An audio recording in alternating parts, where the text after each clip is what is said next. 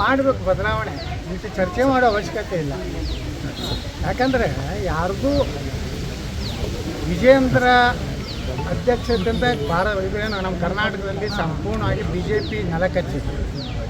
ಲೋಕಸಭಾ ಕ್ಷೇತ್ರದಲ್ಲಂತರೂ ಹೀನಾಯವಾಗಿ ನಾವು 10 ಮತಕ್ಷೇತ್ರಗಳು ಇವರು ಒಳ ಒಪ್ಪಂದದಿಂದ ಚಾಮರಾಜನಗರ,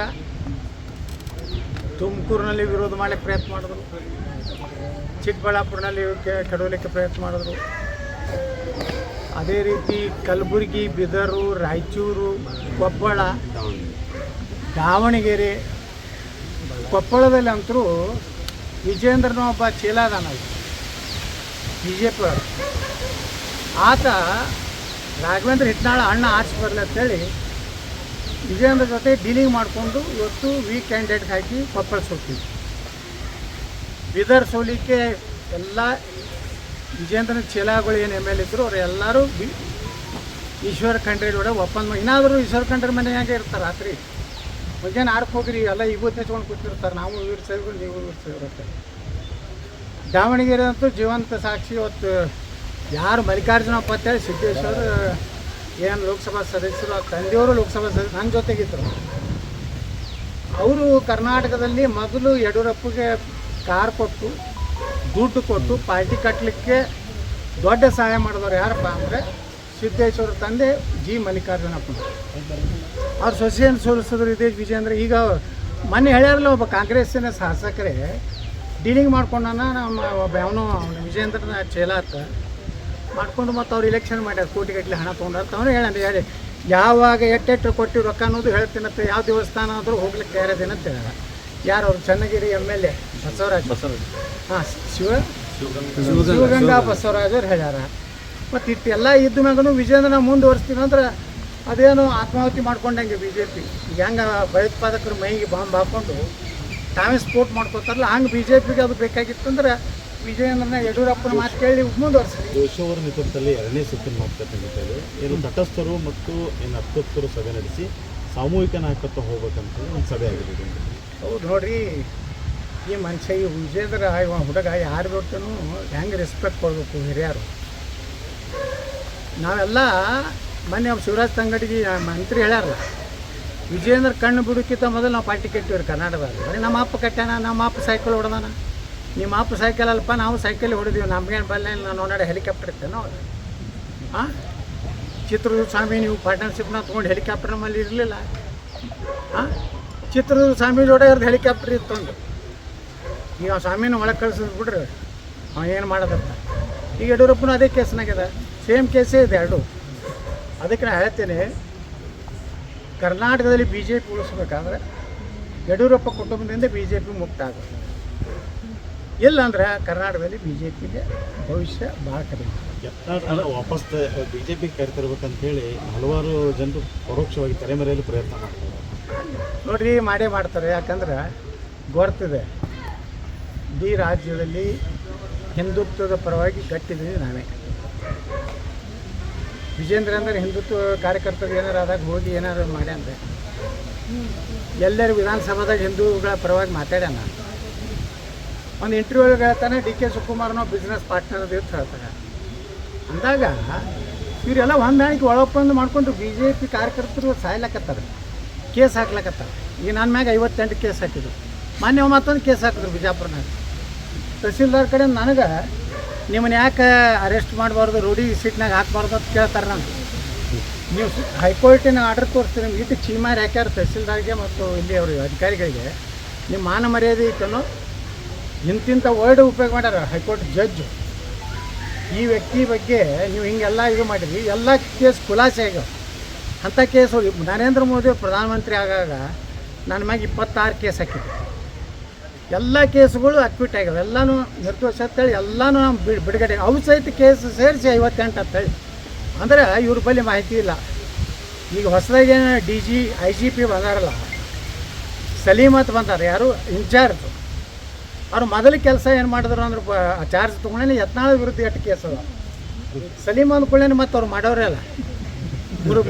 ಮುಷರಫ್ ಸಲೀಮ ಬಂದ್ರೆ ಮತ್ತೆ ಇದೇ ಕೆಲಸ. ಹಾಂ, ಪರ್ವೇಜ್ ಮುಷರಫ್ನಂಗೆ ನನ್ನ ಮ್ಯಾಗ ಅವ್ರಿಗೆ ಪ್ರಯತ್ನ ಮಾಡ್ಯಾರ.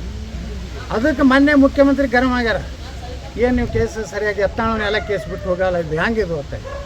ಅಂದ್ರೆ ಎಷ್ಟು ಟಾರ್ಗೆಟ್ ಇಡ್ಲಾಕತ್ತಾರೆ ನಮ್ಮ ಇವ್ರ ಮ್ಯಾಗ, ಯಾರು ನಮ್ಮ ಬ್ರಿಗೇಡದ್ದು ಕೂಲಿಬೇಲಿಯವ್ರ ಮ್ಯಾಗ, ಮಲ್ಲಿನ ಪ್ರಮೋದ್ ಮುತಾಲಿಕರ್ ಮ್ಯಾಗ, ಅನಂತ್ ಕುಮಾರ್ ಹೆಗಡೆ ಮ್ಯಾಗ, CT ರವಿ ಮ್ಯಾಗ ಮತ್ತು ನಮ್ಮ ಪ್ರತಾಪ್ ಶಿವ ಮ್ಯಾಗ ಟಾರ್ಗೆಟ್ ಕರ್ನಾಟಕದಾಗ ಇರೋರು ನಾವು. ವಿಜೇಂದ್ರ ಟಾರ್ಗೆಟ್ನಾಗಿಲ್ಲ. ಯಾಕಂದ್ರೆ ಅವರು ಮುಸ್ಲಿಮ್ರು ನಾವು ಅಣ್ಣತಂಬ್ರ ಅಂತ ಹೇಳ್ತಾನೆ ಅವನು ವಿಜೇಂದ್ರ. ನಾವು ಹೇಳ್ತೀವಿ ನಮ್ಮ ತಂದೆಯವರಾಯ್ತು, ಅವ್ನು ಎಂಟ್ರಿ ನೋಡ್ರಿ ಹೇಳಿವಿ ಅಂದಾಗ ಕರ್ನಾಟಕದ BJP ಪಕ್ಷ ಹಿಂದೂ ಕಾರ್ಯಕರ್ತರ ರಕ್ಷಣೆ ಆಗಬೇಕಾದ್ರೆ ಮೊದಲು ವಿಜೇಂದ್ರ ಸರಿ ಏನು ಅಧ್ಯಕ್ಷ ಸ್ಥಾನದಿಂದ ತೆಗೆದು ಸರಿ. ಈ ತಮ್ಮ ಟೀಮ್ ಏನಿದೆ ಅದನ್ನು ಹೊಡಿಬೇಕು ಅಂತೇಳಿ ಇವರಿಗೆ ಲಿಂಬಾವಳಿಯವರಿಗೆ ಕನ್ವಿನ್ಸ್ ಮಾಡೋದು, ಕರೆಯೋದು, ಮ್ಯಾನೇಜ್ ಮಾಡಿಸೋದು. ನಮ್ಮ ಟೀಮ್ ಭಾಳ ದೊಡ್ಡದೈತಿ. ನೀವು ತಟಸ್ಥತೆಯನ್ನು ಮಾಧ್ಯಮದವ್ರು ಹೇಳ್ತಿದ್ರೆ ಅವರು ವಿಜೇಂದ್ರ ವಿರುದ್ಧ ಅದ, ನಾವು ಎಲ್ಲ ವಿರುದ್ಧ ಇದ್ದೇವೆ. ಬಸವರಾಜ ಬೊಮ್ಮಾಯಿ ವಿರುದ್ಧ ಅದ, R ಅಶೋಕ್ ವಿರುದ್ಧ ಅದ, ಅಶ್ವಥ್ ನಾರಾಯಣ ವಿರುದ್ಧ ಅದ, CT ರವಿ ಒಳಗಿಂದೊಳಗೆ ವಿರುದ್ಧ ಅದನ್ನ ಮ್ಯಾಗ ಮಾತ್ರ ಟ್ಯಾನ್ ನಾಟಕ ಅಂತ ಇಂಥವು ನಾಟಕ ಕಂಪ್ನಿ ಮಾಡಿ ಇಂಥವ್ರು ಆರಿಸಿ ಬರ್ತಾರೆ, ಇಂಥವ್ರನ್ನ ಅಧ್ಯಕ್ಷ ಮಾಡ್ಯಾರ. ನಾವಾಗ ಗಟ್ಟಿಯಾಗಿ ನಿಂತಿರಲಿಲ್ಲ. ರಮೇಶ್ ಜಾರಕಿಹೊಳಿ ನಮ್ಮ ಜೋಡನೇ ಅದಾರ. ಈಗ ಅದು ಕುಮಾರ ಬಂಗಾರ ನಾವೆಲ್ಲ ಒಂದೇ ಇದೀವಿ ರೀ. ನಿಮ್ಮ ಕಣ್ಣಿಗೆ ಕಾಣಿಸೋದಿಲ್ಲ ಅಷ್ಟೇ, ನಾವು ಭೇಟಿ ಆಗ್ತೀವಿ, ಮಾತಾಡ್ತೀವಿ. ಈಗೇನು ಕೆಲವೇ ಒಂದು ವಾರನಾಗ ನಾವು ಬೆಳಗಾವಿ ಮತ್ತೆ ಸೇರ್ಲಾಕತ್ತೀವಿ. ನಮ್ಮ ಕಣ್ಣಿಗೆ ಕಾಣಂಗೆ ಸೇರಿದೆ. ನಿಮ್ಮ ಕಣ್ಣಿಗೆ ಈ ಸಲ ಬೆಳಗಾವಿಗೆ ಸೇರೋದು ನಿಮ್ಮ ಕಣ್ಣಿಗೆ ಕಾಣಕ್ಕೆ ಸೇರೋದು. ನಮಗೇನು ಭಯ ಇಲ್ಲ. ಅವ್ರಿಗೆ ಕನ್ವಿನ್ಸ್ ಮಾಡತ್ತಾರಂತ ಸರ್, ನೀವು ಹಿರಿಯ ನಾಯಕರಿದ್ದೀರಿ, ಗುರ್ಸ್ಕೋಬೇಡಿ, ಈ ಕಡೆ ಬರ್ರಿ ಅಂತ. ಅಂದರೆ ಟೀಮ್ ಹೊಡೆಯೋದು ಈಗ ನೆನಪಾಗೈತೆ ಹಿರಿಯ ನಾಯಕರು. ಟೀಮ್ ಹೊಡೆಯೋಕೆ ಇಂಡೈರೆಕ್ಟಾಗಿ ಅಂತ. ಪಾಪ ಜಾರಕಿಹೊಳಿದು CD ಬಿಡುಗಡೆ ಮಾಡಿಸಿದಾರೆ ಯಾರು? ವಿಜಯೇಂದ್ರ. ಇಂಥ ಹಲ್ಕೆ ಕೆಲಸ ಮಾಡ್ತಾರೆ. DK ಶಿವಕುಮಾರ್ ಇವರು ಕೂಡಿ ಏನು ಮಾಡಿದ್ರು? ರಮೇಶ್ ಜಾರಕಿಹೊಳಿ ಜೀವನ ಹಾಳು ಮಾಡಿದ್ರ? ಕುಮಾರ ಬಂಗಾರಪ್ಪ ಏನು ಮಾಡಿದರು? ಅಂದರೆ ಎಲ್ಲ ಹಿಂದುಳಿದ ಜನಾಂಗದ ನಾಯಕರುಗಳನ್ನು, ಪರಿಶಿಷ್ಟ ಜಾತಿಯ ಲಿಂಬಾವಳಿ ಇರ್ಬೋದು, ನಮ್ಮ ಹಿಂದುಳಿದ ವರ್ಗ ಕುಮಾರ್ ಬಂಗಾರಪ್ಪ ಇರ್ಬೋದು, ವಾಲ್ಮೀಕಿ ಜನಾಂಗದ ರಮೇಶ್ ಜಾರಕಿಹೊಳಿ ಇರ್ಬೋದು. ನಾ ಎಲ್ಲರ ಕಾಂಪಿಟೇಷನ್ ಆಗ್ತೇನೆ, ನನ್ನ ಮಗ ತನ್ನ ಮಗ ಅಂತೇಳಿ ಯಡಿಯೂರಪ್ಪ ನನ್ನ ಮಣ್ಣ ಕೊಡ್ಕೊತ ಬಂದ. ನನಗೆ BJP ಯಾವಾಗಲೂ ಬಿಟ್ಟು ಹೋಗಲ್ಲ. ಯಡಿಯೂರಪ್ಪ ತನ್ನ ಮಗನ ಭವಿಷ್ಯ ತನ್ನ ಸಲುವಾಗಿ. ಯತ್ನಾಳ್ ಪಾಪ್ಯುಲರ್ ಲೀಡರ್ ಅದಾನ, ಎಲ್ಲರೂ ನಾಳೆ ನನ್ನ ಮಗ ಕೂತಾಗ್ತಂತ ಮೊನ್ನೆ ಅತ್ತು ಕರೆದು, ಯತ್ನಾಳ ನೀವು ಹೊರಗೆ ಹಾಕ್ಲಿಕ್ಕಂದ್ರೆ ನಾನು ಉಪವಾಸ ಬಿದ್ದು ಸಾಯ್ತೀನಿ, ಇಂಥವೆಲ್ಲ ಆತ್ಮಹತ್ಯೆ ಮಾಡ್ಕೊತೀನಿ ಅಂತ ಹೇಳ್ತಾನೆ ರೀ. ಅದಕ್ಕೆ ಈಗ BJP ಆಫೀಸ್ನಾಗ ಬಂದು ಕೊಡ್ಲಕತ್ತಾನ ತನ್ನ ಮಗನ ಕುರ್ಚಿ ಸಲುವಾಗಿ. BJP ಉದ್ದಾರಕ್ಕಲ್ಲ, ಖರೇ ಯಡಿಯೂರಪ್ಪಗೆ BJP ಒಳ್ಳೇದಾಗಬೇಕಾಗಿದ್ರೆ ಅವನ ಮಗನ ರಾಜೀನಾಮೆ ಕೊಟ್ಟು ಯಡಿಯೂರಪ್ಪ ರಾಜಕೀಯ ನಿವೃತ್ತಿ ತಗೋ. ಭಾಳ ಗಂಭೀರ ಕೇಸ್ ಅದಾವ ಯಡಿಯೂರಪ್ಪ ಮೇಲೆ. ವಿಜಯೇಂದ್ರ ಮೇಲೆ ಗಂಭೀರ ಕೇಸ್ ಅದಾವ. ಏನು EDದು ಮೊನ್ನೆ ಹೋಗಿದ್ರಲ್ಲ, ED ಕೇಸಿಗೆ ಹೋಗಿದ್ರು. ಖಾಸಗಿ ಕೆಲಸ ದಿಲ್ಲಿಗೆ ಹೋಗಿಲ್ಲ, ED ಅವ್ರು ಕರೆಸಿದ್ರು. ನಿಮ್ಮ ಅಪ್ಪನ ಸೈಟ್ ಡುಪ್ಲಿಕೇಟ್ ಮಾಡಿ ಎಲ್ಲಪ್ಪ ಇದೆ ಸರ್, ಎಲ್ಲ ಪ್ರೂಫ್ ಸಿಕ್ಕಾವ, ಜೈಲಿಗೆ ಹೋಗ್ತಾರವ್ರು.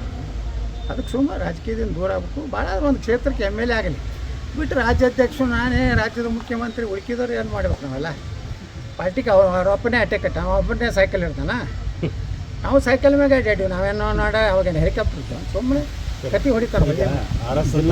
ಹೊಸಬಾಳೆ ಅವರು ಇಲ್ಲಿ ಜಾತ್ಯತೀತತೆ ಮತ್ತು ಸಮಾಜವಾದ ಸಂವಿಧಾನದಲ್ಲಿ ಇರಬಾರ್ದು ಒಂದು ಚರ್ಚೆ ಆಗಬೇಕಂತ.